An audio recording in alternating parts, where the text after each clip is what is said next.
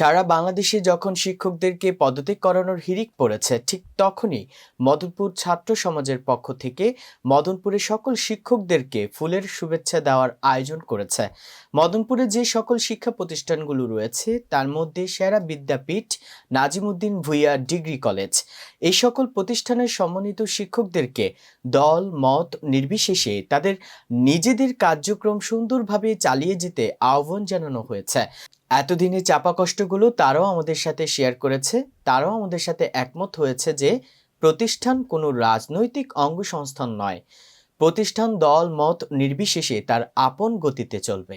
মদনপুরবাসী এবং মদনপুরের ছাত্র সমাজ সবসময় শিক্ষকদেরকে সম্মান করে এসেছে, সম্মান করে এবং ভবিষ্যতেও শিক্ষকদেরকে তাদের প্রাপ্য সম্মান তারা করবে। চাচ্ছি স্যারদেরকে স্বাগত জানাতে যে আমাদের পক্ষ থেকে অথবা মদনপুর ছাত্র সমাজের পক্ষ থেকে সেই অনাকাঙ্ক্ষিত ঘটনাগুলো ঘটছে। আমরা চাচ্ছি বিশ্বকে এটা দেখানোর জন্য। কিন্তু কিছু ব্যাপার না বললেই নয়, যে স্যারদেরকে পদত্যাগ করাচ্ছে আসলে কি তারা ছাত্রদের পক্ষে ছিল? আপনারা কি সেটা একটু খোঁজখবর নিয়েছেন? আপনারা খেয়াল করে দেখবেন 31 তারিখ, 30 তারিখ এবং 1 তারিখ, 2 তারিখ, তারপরে আপনার 4 তারিখ, 3 তারিখ, এই ঘটনাগুলোতে যখন ছাত্ররা মাঠের মধ্যে নামে তখন এক ধরনের শিক্ষকরা, তাদেরকে বলবো আমরা ফেসিবাদীর দোসর ছিল। তারা কি করেছে? তারা বাসায় ফোন দিয়েছে, অভিভাবককে ফোন দিয়েছে, স্টুডেন্ট এবং ছাত্রছাত্রীদেরকে ফোন দিয়ে হুমকি ধমকি দিয়েছে যে তোমাদেরকে পরীক্ষাতে বসতে দেওয়া হবে না, তোমাদেরকে কলেজ থেকে স্কুল থেকে বিতাড়িত করা হবে যদি তোমরা আন্দোলনে যাও। সেই শিক্ষকরাই আজকে বিতাড়িত হচ্ছে। তাদের নিয়ে আমরা অন্যভাবে হয়তো বা এই পদত্যাগটা হতে পারতো, কিন্তু তাদেরকে যে লাঞ্ছিতরা করতেছে সেটার সাথে আমরা একমত পোষণ করছি না। কিন্তু এক পর্যায়ে দেখতেছি আমাদের যে মদনপুর স্কুল কলেজ এবং মাদ্রাসাগুলো ছিল, সেই স্যারগুলো আমাদেরকে প্রকাশ্য হোক এবং গোপনে হোক আমাদেরকে সাপোর্ট করেছে। আমরা যখন আন্দোলন করেছি তারা আমাদেরকে আশ্বস্ত করেছে যে আমরা তোমাদের সাথে আছি, তোমাদের বেলায় এরকম কিছুই হবে না। তো সেই ক্ষেত্রে আমরা স্যারদেরকে ধন্যবাদ জানাচ্ছি, স্যাররা আমাদের সাথে সব সময় ছিল। সর্বপ্রকার সহযোগিতা হাত বাড়াই দিবে। এই কলেজটা যেন সুন্দর পরিবেশে চলে, এই কলেজ যদি সুন্দরভাবে চলে, এটা এই এলাকার গৌরব, এই এলাকার কলেজ, এই কলেজের প্রতিষ্ঠাতা নাজিমুদ্দিন ভূঁইয়া, ওনার কোনো সন্তান নেই, উনি নিঃসন্তান। উনি এই কলেজ দান করে গেছে। উনি নিজের শেষ সময় কান্না জড়িত কণ্ঠেও উনি এই কলেজের জন্য আমার নিজের সন্তানের মতো ভালোবাসছে এই কলেজটাকে। তো তোমরা যারা আছো, আমরা থাকবো না, আমরা একদিন আমি আজকে আছি, কালকে আমি নাও থাকতে পারি, কিন্তু এই কলেজ তো পাবো। এইটা তোমরা মাথায় রেখে এই কলেজটাকে দুর্দিনে হোক সুদিনে হোক তোমরা আগে আসবা।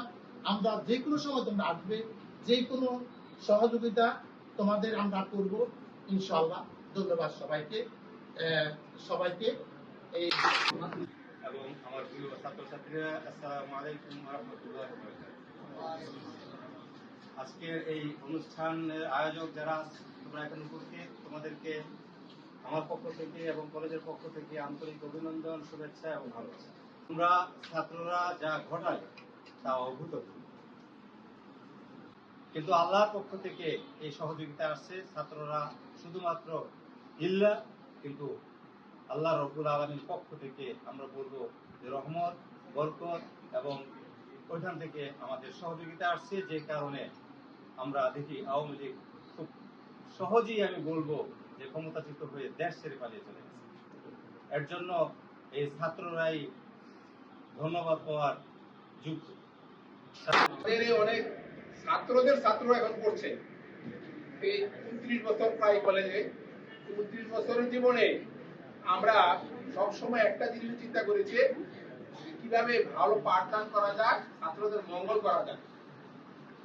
এবং যখনই কোনো শাসন বা সোহাগ এর মধ্য দিয়ে শিক্ষককে পথ চলতে হয়।